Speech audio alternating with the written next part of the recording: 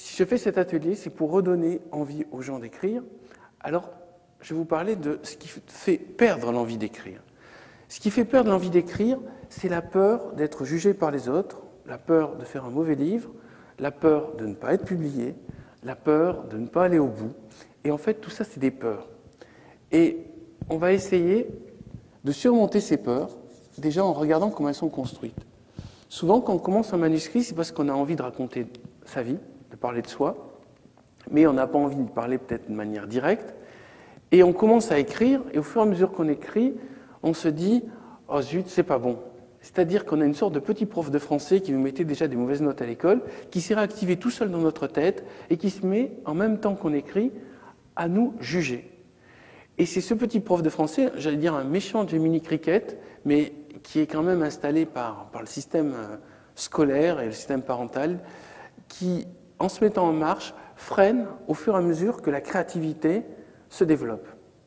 Au point où, au final, la personne ne va même pas avoir envie d'en parler, voire va tenir ce début de manuscrit caché quelque part, comme si c'était un objet honteux.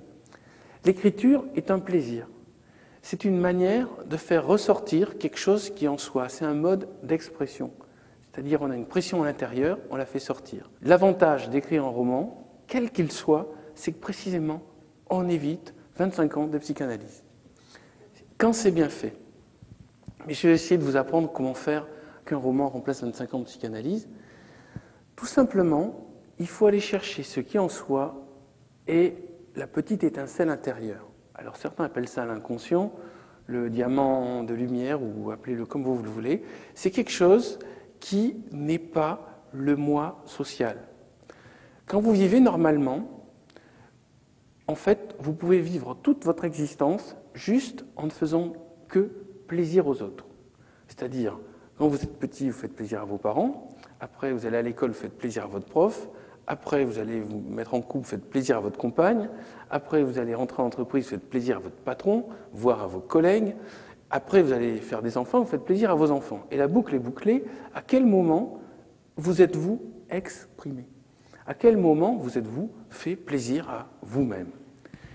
L'une des manières de faire le point est précisément d'écrire un livre.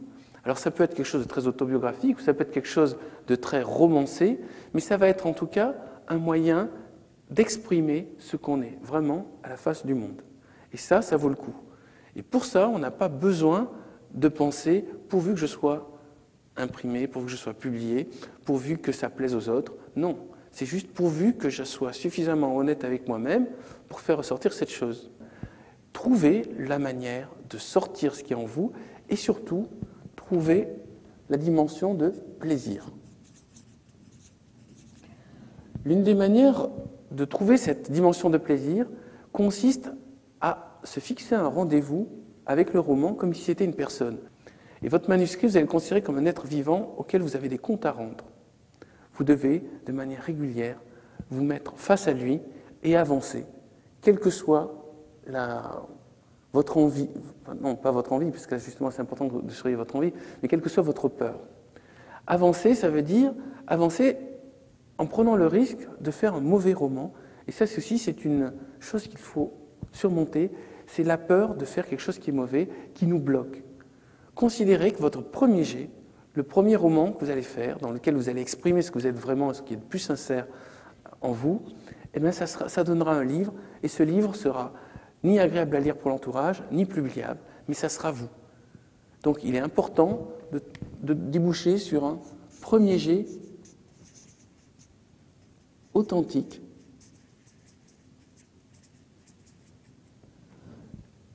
et pensez bien à cette chose, renoncez à plaire aux autres, renoncez à faire le livre pour les autres, et surtout la grande catastrophe, c'est si vous regardez des émissions littéraires, vous voyez quel genre de livre marche et vous dites « Ah ben tiens, je vais faire pareil ». Non, non, surtout ne faites pas pareil. La première caractéristique d'un bon livre, c'est d'être différent de ce qui existe déjà.